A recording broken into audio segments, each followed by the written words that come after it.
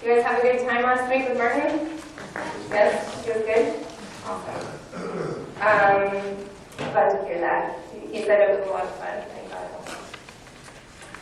Alright, so today we're going to talk about seeing the Higgs with heavy particles. So I'm mostly going to be referencing what we did 2 weeks ago, where we talked about how we saw the Higgs boson with light. So photons, it goes in the photon channel, and then of course last week Martin talked about theory. I don't have the extras because he actually still has them, but I'll bring them all next week in case anybody missed that. Right, so today we're going to talk about seeing the Higgs with heavy particles. And as I was going through the syllabus, I decided to switch it around a little bit. So I got rid of what else has the LHC told us because it's kind of boring what the LHC has told us so far, besides the Higgs. The Higgs is really exciting, but everything else isn't particularly thrilling. So I decided it might be good to instead talk about how we form what we call invariant quantities. So how we take the momentum of the 2 photons or the for the 4 electrons in the channel that we'll see today and reconstruct the Higgs. So this basically relies upon special relativity, and I'll talk a little bit about that. I will also probably get into a few of the other decays that I'm not going to cover today. So that's a little bit of a switch up from what I had originally planned, but I think that will be fun to talk about. All right, so here's the outline for today. We're going to do a brief review of what I talked about 2 weeks ago. This is very relevant for this week. I'm going to talk about how Higgs bosons decay generally, and then use that to set up the ZZ channel, which is the other channel that we're talking about. And then to connect it to the experimental aspects and to the detector aspects, I'll talk about tracking detectors, which I introduced very briefly 2 weeks ago, but which are crucial to this measurement. And something that I personally have worked on. Most of the work that I've done, actually in the 10 years that I've been doing this, has been with tracking detectors. All right, so what did we learn 2 weeks ago? So the first thing that we talked about is how proton-proton collisions are a mess. That when you're colliding 2 protons, what you're really colliding are jumbled messes of gluons, indicated by the squiggly lines, and quarks in antiquark pairs, which are indicated by the little dots. And that's part of what makes them all fun.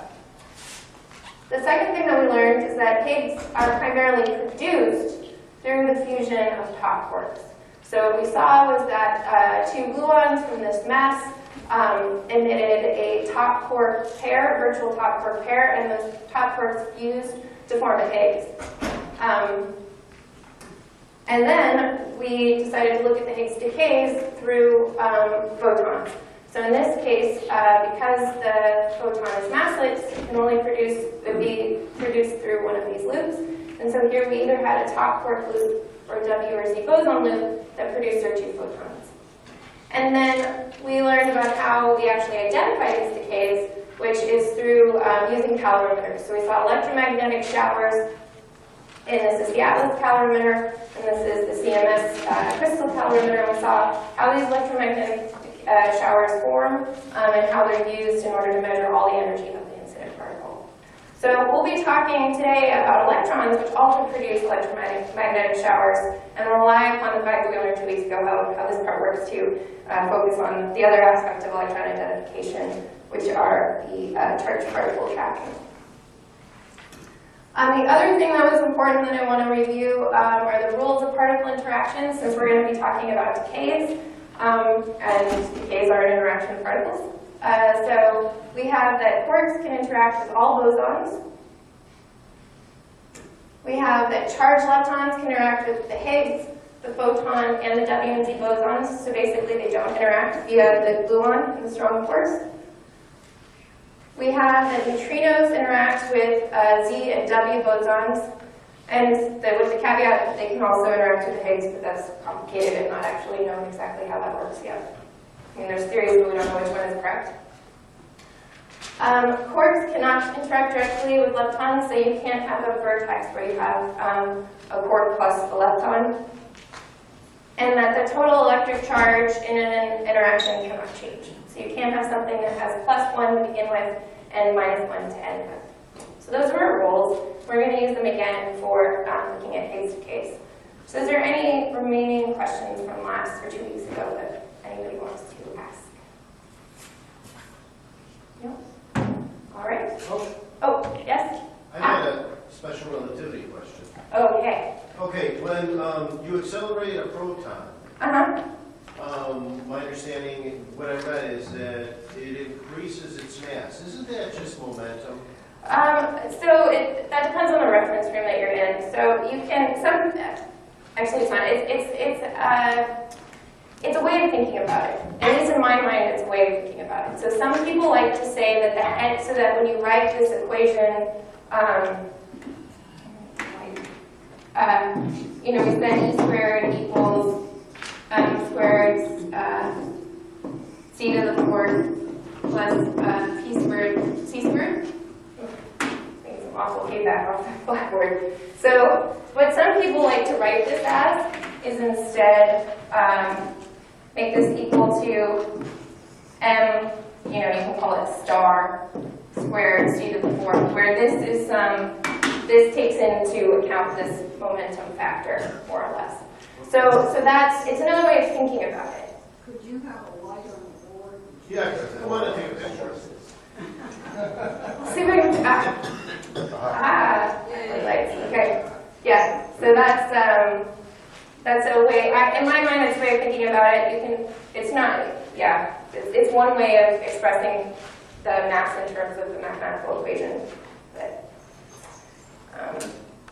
all right, and we'll talk a lot more next week about what these are called invariant quantities and such, and how we use this fact. All right, anything else? Any other questions? All right, so how does Higgs decay? So since the way that we see a Higgs boson is through its decay products, you can say that the Higgs has many faces. It has one of the most number of faces or ways of seeing it of any particle, and that's because the Higgs couple to all particles which have mass. And then also, as we've seen, through non-massive particles such as the photon, through these loops. But what you can see is here it's the most prevalent of Higgs decays, or the easiest to see Higgs decays. So here we have the Higgs decaying to 2 tau particles, the Higgs decaying to Z's, W's, V quarks, and then this was what we studied 2 weeks ago, which was the photon through the top loop, which this can also be a W or a Z. So I'm going to talk a little bit in a little bit later about why these here you see the W and the Z decay. That's an important point, and it has to do with the decay probabilities. So when a Higgs chooses, of course, it doesn't have any free will or choice, but the way that the probabilities which are divided between these different states is proportional to the strength of the coupling of the Higgs, and that we learned is through the mass of the decay products, and how much basically available energy there is. So that comes into effect when we're talking about how the Higgs decays this W and Z boson. And energy is not really it's not a very specific technical term, so it's not really technically correct, but it's a way of thinking about it. How much energy is available helps determine which state it goes to. So this, yes, question? Yeah, could you go back to that slide? Mm-hmm. This is really elementary, but can you give me some sense of what you mean with the word couples there, or where you have it somewhere else? I mean, coupling to me just suggests it pairs in some way. Does that mean like it interacts with it? Yes, it's the interaction strength. So how strongly it interacts. So it's similar to when you have something that has a lot of electric charge, it will attract another object with electric charge very strongly if it only has a little bit of electric charge. So this is a coupling there. Yes. But how can something decay to something that it Couples to? that it interacts with? It's Well, like, decay is almost in a sense an interaction. So basically, it just means that this Higgs boson can be. I guess the way that you say it is that there's no real difference between a decay and an interaction. A decay is an interaction, but it's a very probable interaction in the sense that a Higgs won't hang around. It can interact with the B quarks, and so it does, for example. So it's, yeah, they're basically the same thing. You could think about this picture here. Sorry. Go this picture, right? So you could think about this picture as two gluons and two photons interacting through a Higgs boson. That's a way to think about this. But I think it's a valid way to think about this. But what we talk about is that we're talking about that we're interested in this intermediate states. We're saying we produce a Higgs boson and then it decays. But the fact of the matter is all we can measure are these gluons and these photons. So in a way, we're just measuring this interaction when it happens through a Higgs boson. So, yeah. All right. Any other questions at this point? It turns into that, it just turns into it. Is that a way of putting it? That's a way of putting it. Yeah. I mean, so basically, because these states are more energetically favorable, essentially, it will always decay to one of these states. It'll always decay to one of these states because they're always available, because it's always a lower energy state. It always has enough energy to do this, so it will. Just basically. Well, it's not always decay though, but when it does. It will always decay. The Higgs will always decay because these states are more energetically favorable, and it goes to the most energetically favorable state.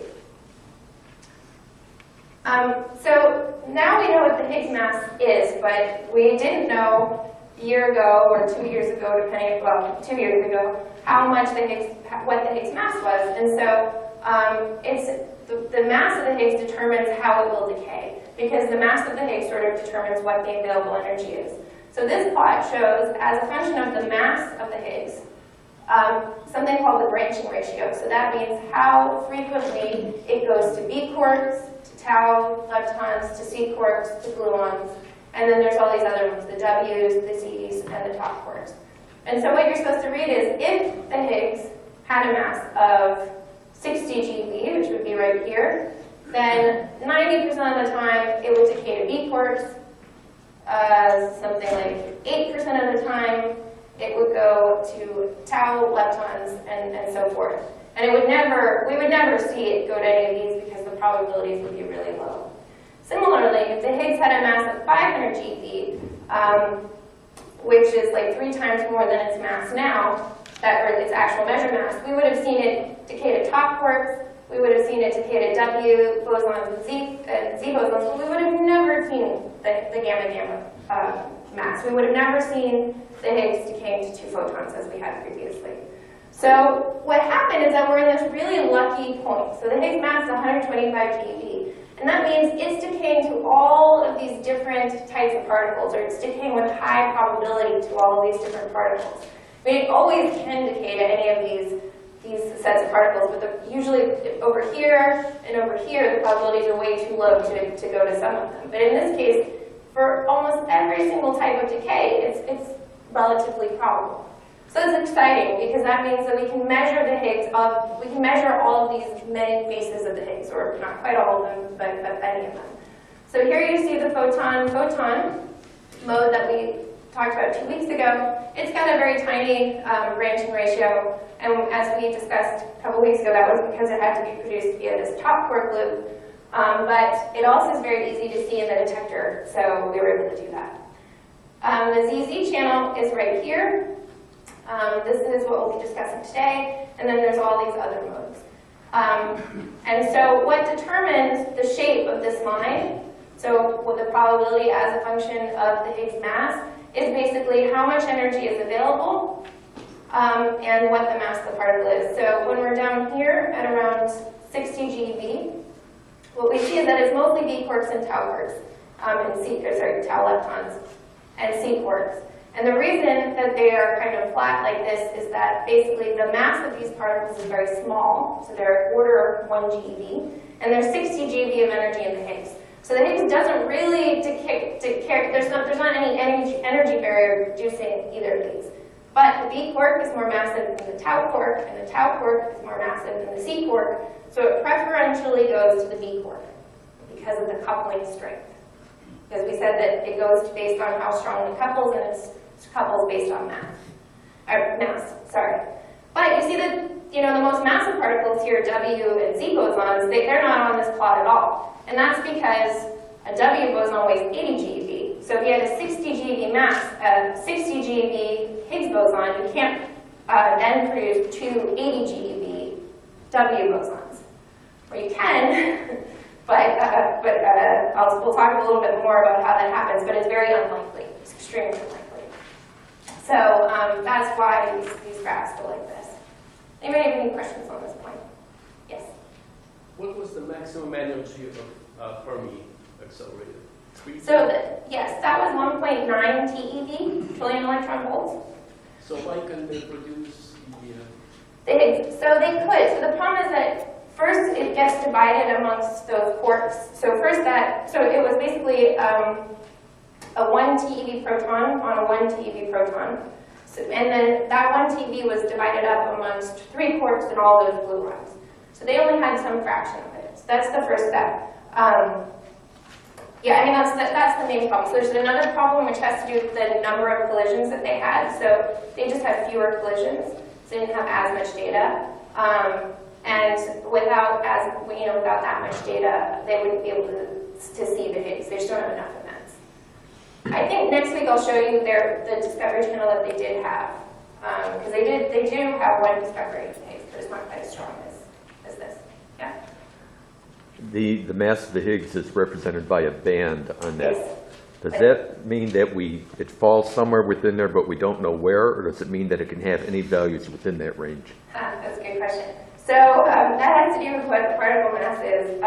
So in this band, so this band right now is approximate, but we always quote a mass that's like 125.5 GeV plus minus 1.1 GeV, where that plus minus is that band, that width of that band. So that is dominated by our experimental understanding. So we've only measured it that well as that band is. But a mass is there's an intrinsic, what we call width too. So there's intrinsic spread in the Higgs mass, which is quite small at low values here, where we are. But if it was a really massive Higgs boson, if it was like a 1 TeV Higgs boson, that it would have its own spread. That just means that there's probabilistically some range values that Higgs could be. So the short answer is that right now it's entirely determined by our experimental uncertainty. And that's driven by both things where we only know how well our detector measures something up to a point, like we can't perfectly calibrate it. And the other thing is we just need more events to measure it more precisely. A quick follow-up on that. Yeah? I don't know if both you or Dr. Bauer have talked about this, but there's this issue of a drift between stability region versus metastability. Oh, yeah. How does that relate to? To this? Nothing other than, it doesn't really, other than just whether or not we're in a metastable or stable universe has to do with the exact value of the Higgs mass, but that doesn't have anything to do with how it decays. Yeah. All right, so moving on. So let's look just in detail. Let's break down that slice from 125 GeV Higgs. So 58% of the time it goes to bottom quarks, which are really hard to see in the detector. So that's why I'm not focusing on it as a way that we look at the Higgs. The next one I have here is the tau electrons, as we saw on the plot, at 6%. This is also quite difficult to see in the detector, so it's also why I'm not talking about it. There's the W bosons, that make up 22%, which is medium difficulty to see.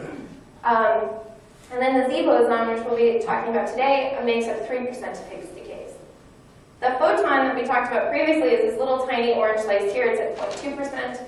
And then everything else, all the other ways that Higgs can decay, make up 11% of the pie. So that's what we're talking about. Okay, so I wanted to go just a tiny bit more into this idea of the Higgs being able to decay into particles that are heavier than it. So basically, when you have decays to particles which are more massive than half the Higgs mass, so in the case of decaying to Z bosons, the Z bosons weigh 90 GeV, so the sum of that is 180 GeV, and that's bigger than the 125 GeV Higgs mass that we've And the only way that's possible is if one of those two Z bosons is virtual. So this means that it doesn't have a mass that's consistent with the Z mass. It doesn't have a 90 GeV mass, it has something less. And this can only happen via quirks of quantum mechanics. One way to think about it is, if anybody's ever heard of the Heisenberg uncertainty principle, it means that you can have a little bit of violation in some fundamental quantity as long as it's small. So that's basically what's happening here. Another way to think about it, which based off of Martin's lectures last week where he talked about a field versus a particle. So you can think about this as a real particle is a nice deformation of the field, and a virtual particle is a messy deformation of the field. I'm not very conversant in the way of talking about it like that, so I don't want to focus on that, but just it's basically a particle that can exist only for a very short period of time, and so therefore it can violate some of the rules that we have set up about mass and energy. And we've seen this before, so we've already talked about this. That's what's happening here when we have this top quark loop. These top quarks are virtual, and that's the only way we can get the Higgs boson out of them. So, yeah, virtual particles. So that means when we have this decay via two Z bosons, one of those Z bosons is a virtual Z boson. It does not have 90 GeV of mass, but everything else about it is the same. So it couples to all the particles the same way as it did if it had a mass of 90 GeV. All right, so now we're going to move on and look at the ZZ channel in a bit more detail. So this is our ZZ channel. It's our Higgs decaying to two Z bosons, and as I told you, one of these Z bosons is virtual. So what can the Z boson decay to? So it can decay to all particles which couple to the weak force. And the relative rates of this decay is determined by how strongly the particle interacts via the weak force. And that interaction, unlike the Higgs, where the coupling is determined by the particle's mass, it's determined by something called the weak charge. So basically, just a charge like an electric charge for how strongly it interacts. And so when you take that into account, you find that it decays to muons 3% of the time and electrons 3% of the time. So here's our electron decay, here's our muon decay. And so then when you put it all together, here we have our Higgs goes to two Z bosons, goes to two electrons and two muons. Or we can easily also look at 4 muons or 4 electrons. And the reason why we look for this mode is that there are very few processes, very few other ways of producing 4 electrons, 4 charged electrons. And so it's another one of these rare decays, like when we were talking about the photons, how I said it's very easy to see photons in the detector. It's also very easy to see events with 4 electrons in the detector. So it's what we call a clean signature. But it's a very, very tiny rate. It actually only makes up 0.03% of Higgs decays. And that's because the Z boson, the Higgs only goes to Z boson 3% of the time. And then each one of these Z bosons only goes to electrons and muons 3% of the time. And so you have to multiply 3 times 3 times 3 times 3. So it ends up being very small. And that is actually smaller than 2 photons. It's smaller than a 2 photon ray. So that's why you needed a lot of data to see this. So I'm going to move on to how we actually see the electrons and muons in a minute. Are there any questions at this point on this decay channel? All right. I got a question about the virtual particles. Now, aren't the virtual particles just as real as all the other particles, except they just exist for a shorter period of time out of the fluctuation of the vacuum? I guess we need to define what real is. So I think if we were to talk about the case where you think about particles as fluctuations in a field, then there's a pretty well-defined definition between what a real particle and a virtual particle is. In that case, it's a well-defined fluctuation of a field versus a messy fluctuation of field. So somehow a resonant production versus a non-resonant production. So in that sense, we use that to determine real, then no, they're really not. For our intents and purposes, here, the only way that we can distinguish for us as experimentalists, the only way we distinguish a virtual Z boson versus a real Z boson is the mass. So the mass of a real Z boson is 90 GeV, and we can see that. That's what we'll talk about next week, is how we actually measure the mass from seeing these two muons. In the case of the virtual, we'll measure the mass, what we call the invariant mass of these two electrons, won't be 90 GeV. And that's the only way we can tell them apart in our detector. Thank you. What's the percentage of false positives versus actual positives In finding a Higgs, or in this decay here? but what do you mean by false positive? Like, Well, you might accidentally have 2 electrons and 2 Yeah. muons, but not be Higgs. so that's very, very low. So when you restrict, okay, so it's a complicated question to answer. In this case, so what we call a false positive would be a background. The background in the Higgs is just a few percent in this channel. In 2 weeks, we'll talk about this more specifically. Like, we'll look at the distributions that we use to determine the Higgs, and we'll see how big that false positive rate is. But it's very small. It's order, maybe, I think it's like a few percent. It's certainly less than 10%. It's much less than 0.03%. Well, I mean, if you compare the two, how much lower is the false positive compared to the true positive? So it is. So the 0.0% of Higgs decays, that's just of all the Higgs produced, 0.03% decay like this. There's a whole lot of other things going on in proton-proton collisions, and very, very few of them can produce this 4-lepton signature. And that rate, so the rate of processes, the rate of the Higgs production times 0.03%, so that would give us the total rate of these events, is bigger than the rate of anything else that can produce for Higgs boson. And it's on the order of 10 to 1, something around like that. We'll look at the actual numbers in 2 weeks, but it's something like that. It's very clean. It's very, very clean. Are there other questions at this point? All right.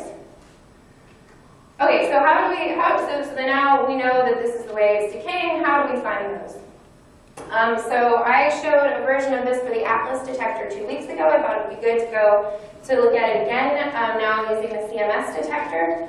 So this is a transfer slice to the CMS detector. Basically, if we were looking, if the beam was going into the board, the two beams were going into the board, this is looking at a cross-section of it. And we can see how different particles look in the CMS detector. So this line here, this dashed line plus this little blob in the green is a photon, what we saw last time. So it's not charged, so it doesn't leave any particles in this part of the detector, and then it deposits all this energy here. This is a neutral hadron, so it makes it through the tracker and the electromagnetic calorimeter and deposits all its energy in the hadronic calorimeter. This blue one is a muon, so it leaves almost no energy in the calorimeters, but then deposits energy in the muon system. And then this particle here is an electron. So it has tracks here, which we can't really see so well, but it's not dashed, so that's how you know it's an electron. And then it deposits energy in the calorimeter. So what we're going to talk about is in more detail how we reconstruct this part for muons and how we reconstruct this part for electrons. But I wanted to go, so then looking at this in a different view, this is if we were looking kind of side on to the Atlas detector. These are the muon systems. These are the calorimeters, the hadronic calorimeter and electromagnetic. And inside here is the tracking detectors, the inner tracking detectors, which we'll be talking about. And similarly for CMS, out here is the muon system, here are the calorimeters, and here are the inner trackers. So I wanted to just spend a minute going over electron versus photon identification. So this is for the Atlas detector. Here in detail is what a photon looks like. So we spent 2 weeks ago really looking in detail at what this little blob is. This is where the photon is depositing all of its electromagnetic energy. And what you see is that there's nothing else in this region. These are the inner tracking detectors, and there's nothing else there. If we contrast that to an electron, the blob here in the calorimeter looks very similar to the blob here for the photon case. But the way that we can distinguish these two apart is by looking for activity in these detectors here. So these are all the tracking detectors. And so in order to determine an electron from a photon, we associate the information we see here with the information we see here. And I'm going to talk more about what goes on here, for the next few slides.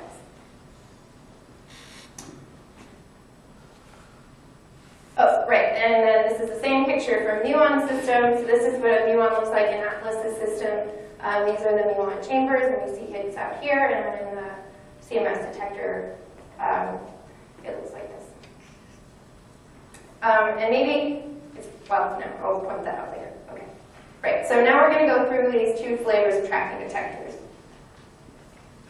So what is a tracking detector? What's the principle of tracking? So trackers, as we call them, are designed to follow a particle's trajectory without disturbing it. So it's kind of like it's the snow that particle, in this case, leaves imprints in. We know basically based off of this point and this point and this point where this, probably a rabbit, was going. So how do we do this in an actual detector?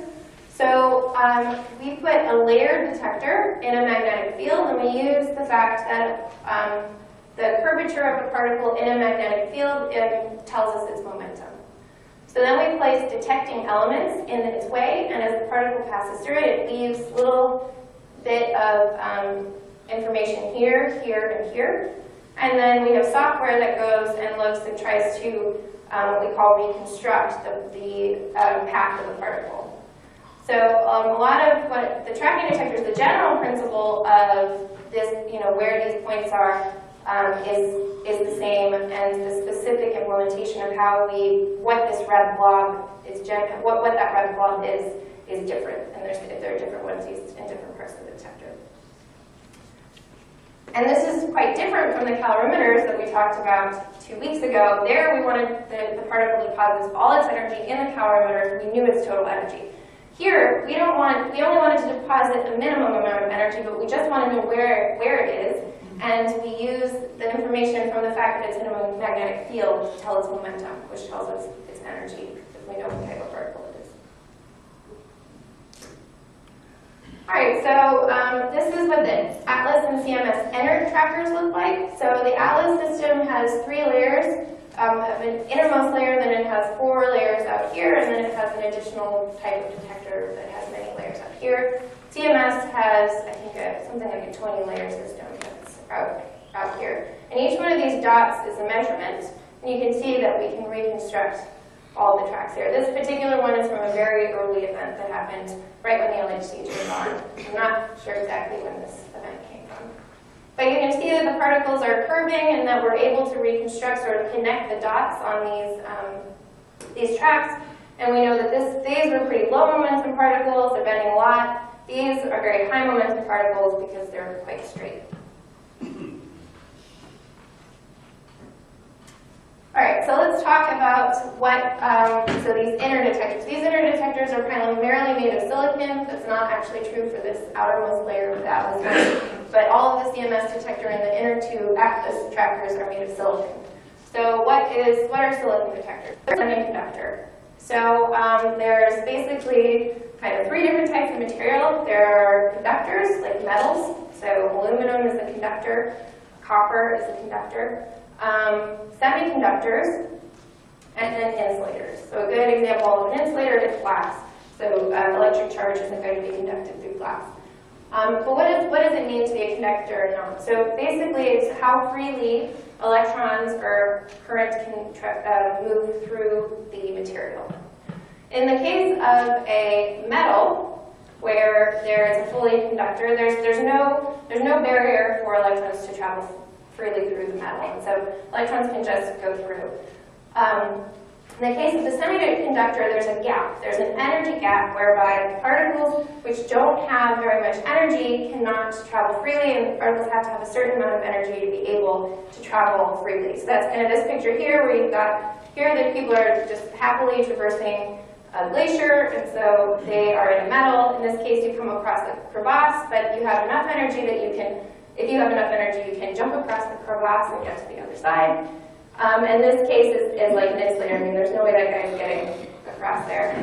at least without some extraordinary means. And so this property that particles can't travel freely through a material unless they have at least a certain amount of energy is exploited everywhere in modern technology. So all the microprocessors that are in your cell phone, your computer, use this fact in order to make very small electronics.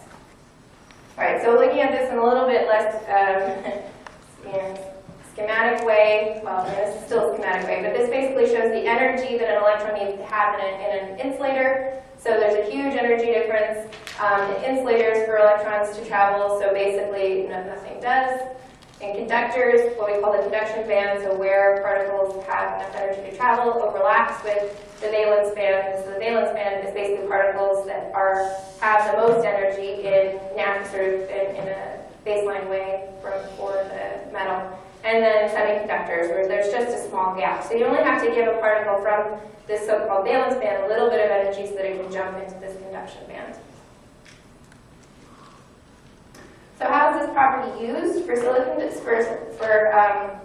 for particle detectors? So this shows my block of my semiconductor, and a charged particle comes through here, and basically what it does is it ionizes the atoms in the material. So it gives them a little bit of energy, and then all of a sudden these particles now have enough energy to travel to the ends of this detector. So there's an electric field applied, and so now you have just enough energy to get to the top part, or the bottom part, now electronics reads it out.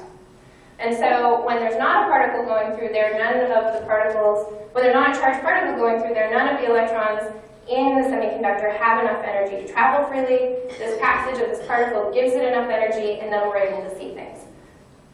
So that's the basic principle for how these work. Any questions about that? I'll show you more specifically what they look like in a second. It's a very nice property. So this is what the Atlas silicon detector looks like.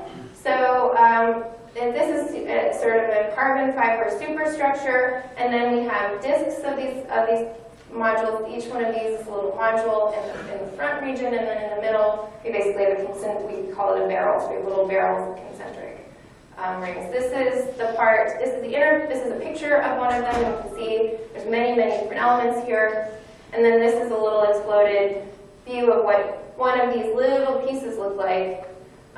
It has 3 different layers. These are the electronics. This is sort of just the base for it, and this right here is the sensing material. So there's actually, I didn't want to show it today, but there is a really cute little video, if you go to this link sometime, that gives you like an animated tour through the detectors that flies around. And it explodes one of these pieces, and you get to look at them, and it's got cheesy music. It's pretty good. So that's what the Atlas one worked at, and actually when I was a graduate student, one of my jobs was to operate this. So the institution that I was at for graduate school had a lot of responsibility on it. We made this part of the detector, and so one of my jobs was to make sure it worked while the experiment was taking data, which was a lot of fun. I got to sit in the control room, took night shifts, So this is the CMS detector, and CMS is like way more photogenic than Atlas.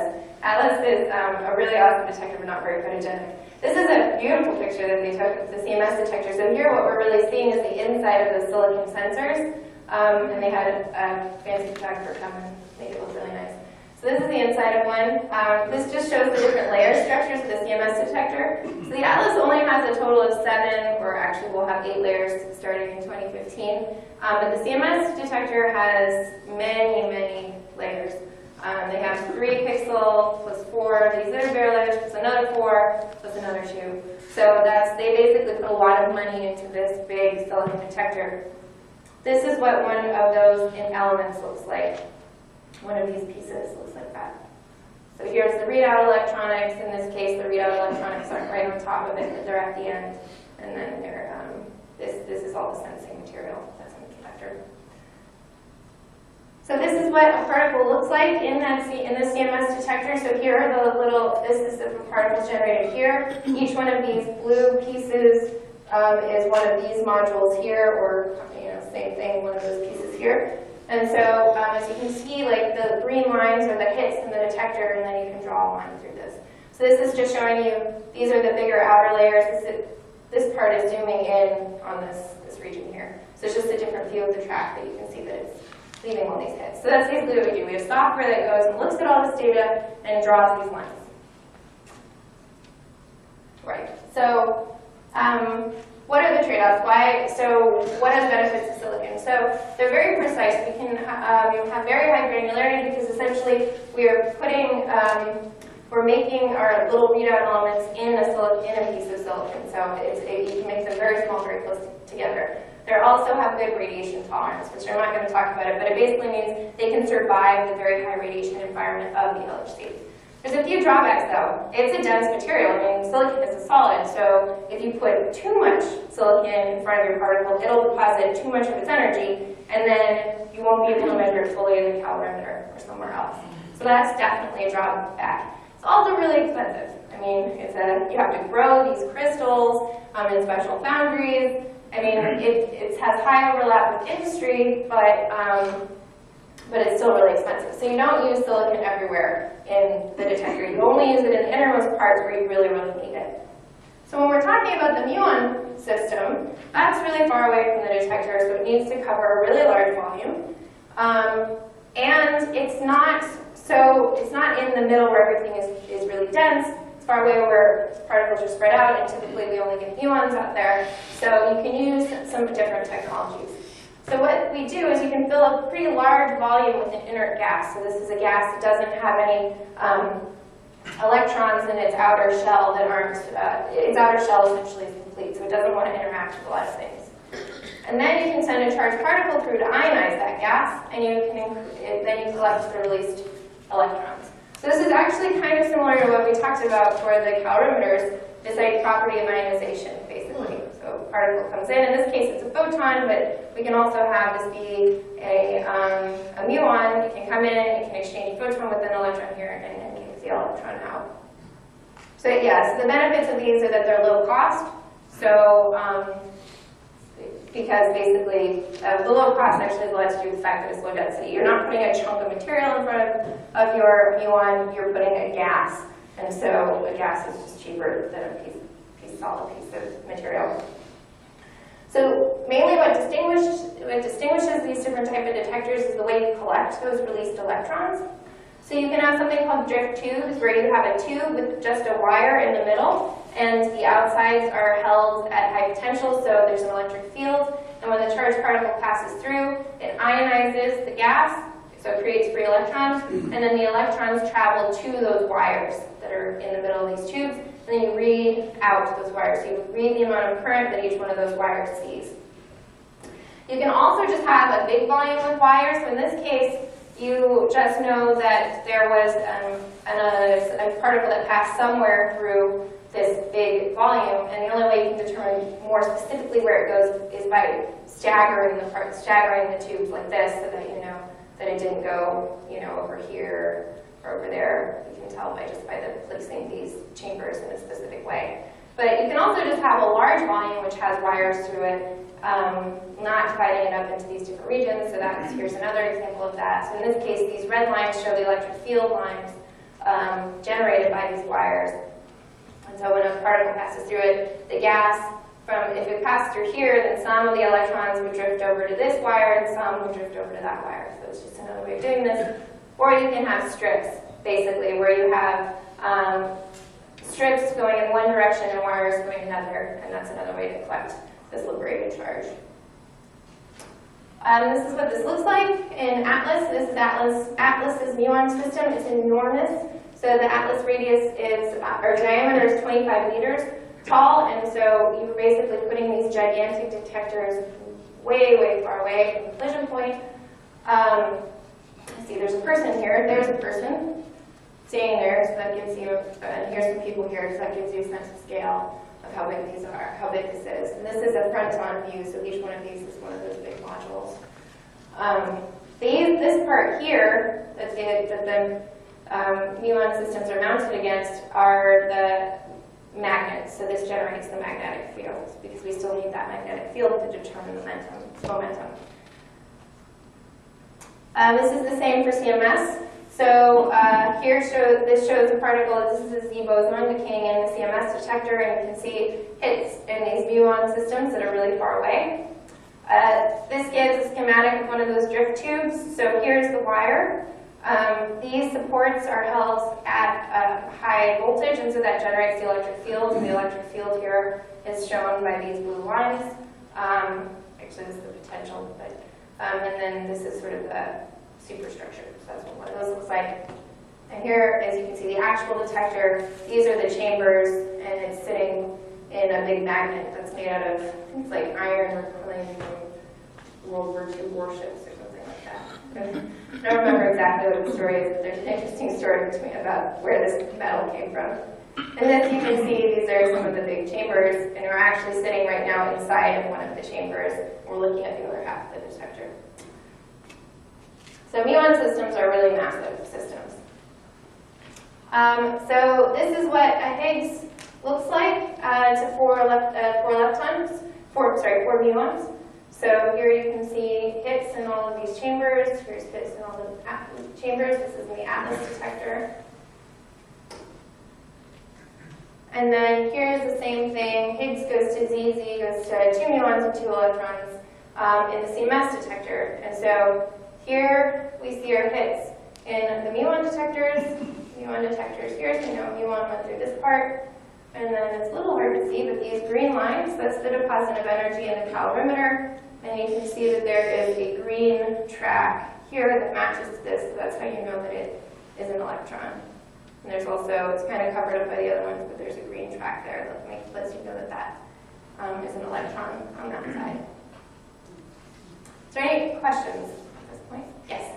When the initial experiments were being done to test for the Higgs boson and Higgs field, what experimental results would have disproved the existence of the Higgs boson field? So basically, we hadn't seen any events that looked like this. So if we hadn't seen more events that looked like this than was predicted without a Higgs boson. So it's really by counting the number of these events that we know that there's a Higgs boson there, because the only way we can get this many of them is by having a Higgs particle. There's a little bit more to it than that, in that you have to measure some of the properties of the Higgs boson to know that it's really a Higgs and not something else. But we'll talk about that later. Yeah. More questions again? Was there a mass prediction for the Higgs boson before it was seen? Yeah, so there was a weak mass. So you can look at measuring other particles in the Standard Model. So by measuring the mass of the top quark and the mass of the W boson, it tells you roughly what the Higgs mass should be. And so that's one way. Well, it's dependent upon the Higgs mass. So that's one way. Also, there were a number of other measurements that gave us a window. But actually, what was the preferred mass, so the mass that fit the data the best, was around 90 GeV. But that had a wide error on it, very wide. So the 125 GeV is completely consistent with that 90 GeV prediction. So we were looking for something at 90 GeV, but people, we looked all the way up to 500 GeV because it wasn't impossible to have those. Another question? Yeah? How close in time do events occur when the system is operating? And is it a concern that sometimes what looks like a single event is actually 2 events simultaneous? That's good. Yeah. So there's a couple of points to discuss there. So events happen every 15 nanoseconds for 2012. So every 15 nanoseconds we had 2 bunches colliding in the detector. And then at that point there were 25 simultaneous collisions happening at the same time. So every 15 nanoseconds there are 25 proton-proton pairs interacting. But I don't have the plot here, but at least, so I think only 1 out of every about million of those proton-proton interactions had anything remotely interesting in it. I'm not talking about a Higgs, but I'm talking about like making a Z boson or making something else that has high enough energy to be interesting to us. So that was like 1 around every million. And a Higgs happens at 1 out of every billion times. So 1 over a billion times. So the probability of having 2 things that have very high energy in them at the same time is very low. However, these can add on top of each other. So one of the big challenges that we have is distinguishing exactly which one of those 25 interactions particles came from.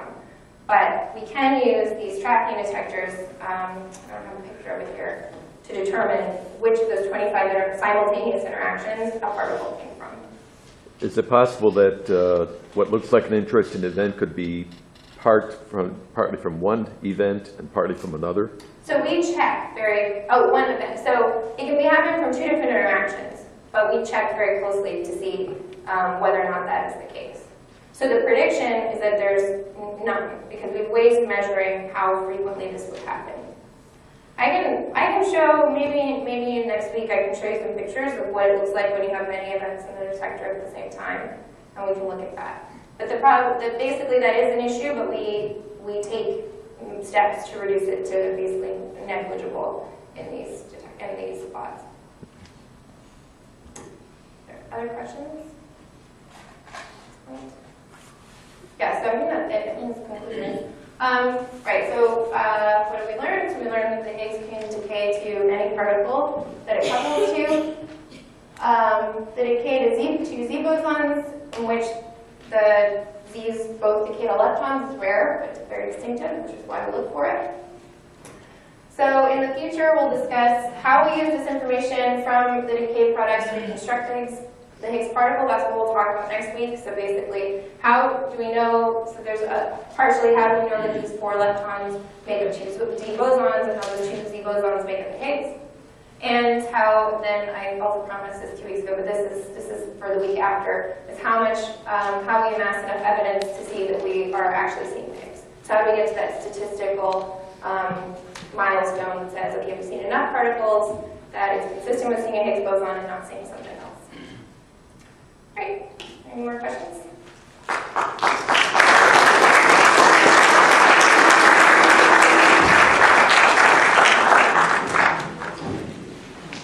Yeah? Can you write on the board again and illuminate it, the Yahoo channel? The what channel? The Yahoo group that you have the... Oh, that is...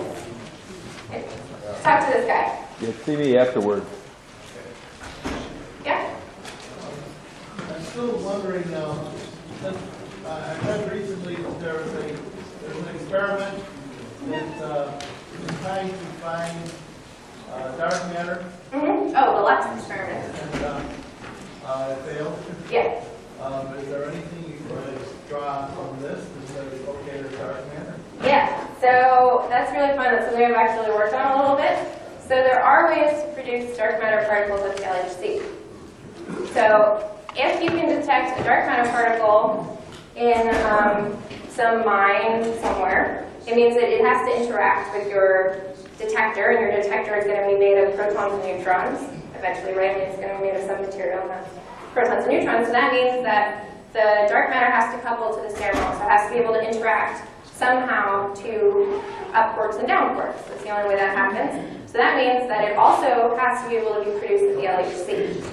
So you have to be able to produce it in proton-proton collisions. But the thing about dark matter is that it doesn't decay to anything. Sorry, let me put it that way. It doesn't interact very much, so we don't really see much in our detector. So what we look for in that case is a big imbalance in energy. So we look and see that there is a lot of activity in one part of the detector and none in the other, and that means that a dark matter particle was produced because it's not interacting with anything. So we're searching for it. We haven't seen anything yet, but it is possible to see these in the LHC, and we're trying to do that. There's so much of it. But it just doesn't interact very much. That's its problem. So I have a question about these tracking detectors and uncertainties. So in other contexts, physicists seem to be accustomed to saying that you can't detect something without altering it. So that you can detect it by some interaction at the quantum mechanical level. Mm-hmm. And whenever you do that, you alter it to such an extent, you introduce uncertainties to such an extent that they are then accustomed to saying that, as last week's lecture did after the lecture, that position doesn't even exist. And to me that implies a trajectory, which also means that you have subsequent detectors listed where, detections listed, which then trace out a trajectory. Yeah, that's How do talking these about. concepts relate? Yeah, so that concept typically makes most sense in the context of very low energy particles and very few measurements. So essentially, any one particular measurement gives you a certain amount of certainty about where the particle is. But when you measure it many times, you do something called collapse the wave function, essentially. And for all intents and purposes, you're just measuring it every time. Collapse of the wave function? It's called collapsing the wave function. So when you measure something, you collapse its wave function. That happens. That's only relevant at very, very low energies and very sporadic measures. We only measure it once, right? I mean, in this case, basically, we're interacting. The particles interacting a bunch of times, so we see it. That's a concept that's formally very correct, but practically not a useful way to think about it. I have one other question. The top line, this is just a clarification of use of language, because I'm not following this. When you say that the Higgs can decay to any particles it couples to, so I can, since I'm not getting the sense of what you're trying to tell me, I can imagine several ways to understand that. One of which is that the Higgs particle interacts with another type of particle, and it becomes that particle, which seems to me nonsensical. Another way to understand it might be that it interacts with this, it's capable of interacting with this kind of particle, and it becomes another one of that type. It's hard to me to understand the language of interacting with something and becoming it without having something left over. Am I making my confusion clear to you? I think that's like kind of a philosophical question, right? I mean, what does it mean to? Okay, so there's a few ways to answer it. So basically, yeah, it's very hard. It's hard to come up with probably some answer that'll satisfy you. But basically, what happens in interaction is that you have a number of quantities that are in the first side of the interaction, the other side of the interaction. So there's things like what we call conserved quantities, like electric charge. There's weak charge. There's matter and antimatter. There's quite a few things. And basically, all that we require in an interaction is that all those charges don't change. So basically, that it started out with net zero electric charge, and then it has to end with zero electric charge. So the mean here almost is the amount of those quantities on either side of the equation. I mean, that's not probably a very satisfactory way of explaining it, but yeah, being of a particle is a hard thing to do. Well, I don't know. I guess I can understand that, but when a physicist takes his or her equations and theories and translates that into a form of words, like a sentence, it seems to me that it just doesn't matter of grammar and logic, that we have to be able to ascribe some meaning to that we can convey to each other when we communicate. And I don't see anything like that in what you just said. I don't. Well, I mean, to be more specific, if I did say what I should have said is it decays to a particle and antiparticle pair that it couples to. In that sense, it's valid because what I'm saying is that I have net zero matter versus antimatter, there's net zero charge before and after. So that sentence would have satisfied that more explicitly. So it decays into a particle and a virtual particle of the same type that it interacts with? Is that what you're... Yeah. Okay. That makes a little more sense, if I can think of it. Can Higgs particles move? Do they have a trajectory? Yes. So a Higgs particle will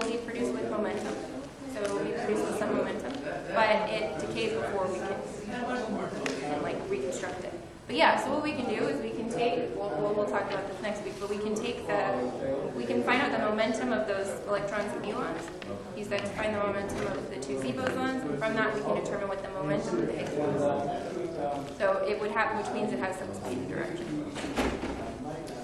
But we don't see it. We can never, it decays 10 to the minus 22 seconds, so before it's gone anywhere, essentially. Yeah.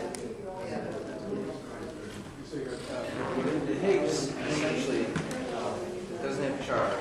Yeah. It has no spin, probably no spin, but it has mass, which it must acquire by interaction with the field. Yeah, itself and It's kind of a self-interaction, I don't know. yeah. But it has no other properties there. It doesn't have. Yeah, correct. It doesn't. It's got the properties basically of the vacuum. Because you were talking about the decay products being consistent with properties. Right, but they always have opposite values of things. So it's its own antiparticle, so it's like it doesn't have matter and anti. It's not matter and anti. Well, the way of thinking about a particle, it doesn't have that it's its own antiparticle is that it's always its antimatter and matter. So, anyways, but what you always have in this is one matter particle, one antimatter particle, so that kind of cancels that property out. It'll have a plus charge and a minus charge, so the sum electric so the sum charge is 0.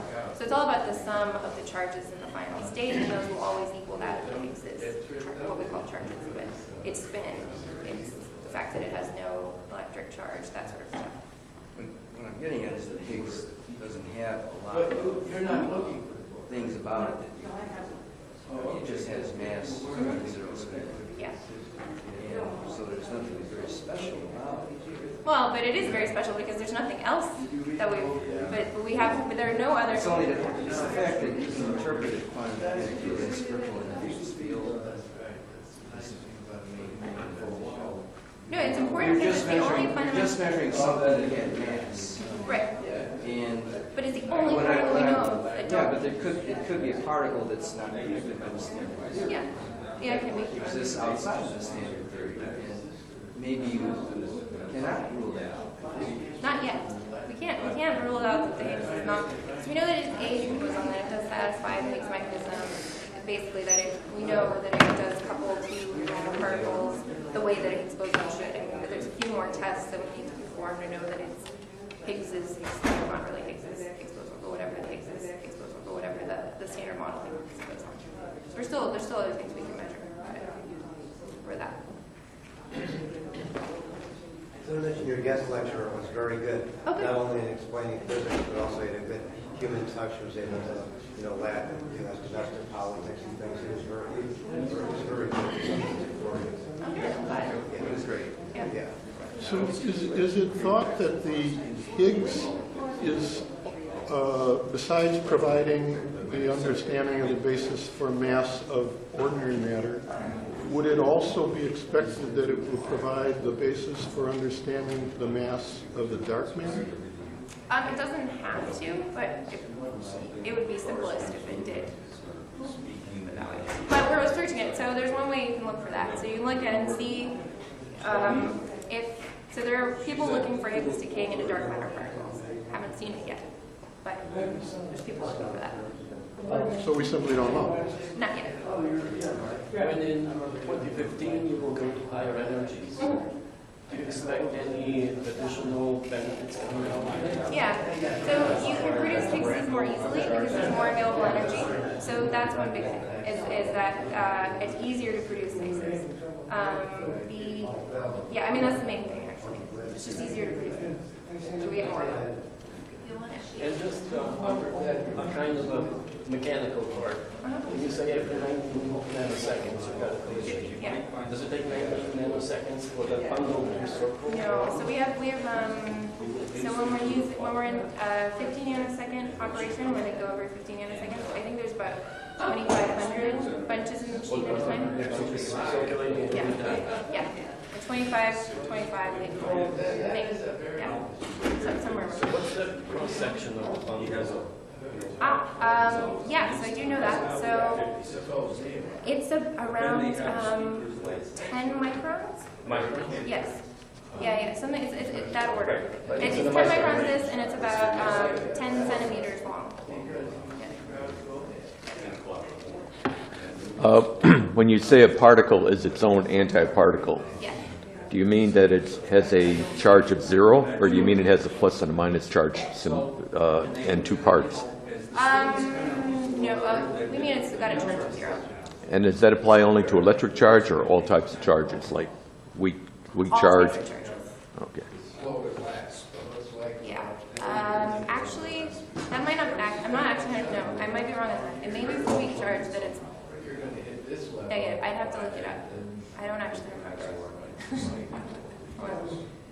Because neutrinos don't have 0 weak charge, and they. It's not. They're not their own antiparticle. Yeah, neutrinos aren't their own antiparticle. Sorry, so neutrinos. It doesn't. Not all particles that are 0 charge are their own antiparticles. It's only particles that are 0 charge, 0 weak charge.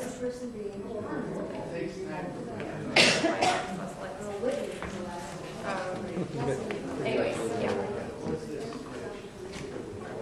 It seems to be hard to imagine that there's this recognizable thing we call the Higgs for our mass, and it doesn't seem to be recognizable for this dark matter.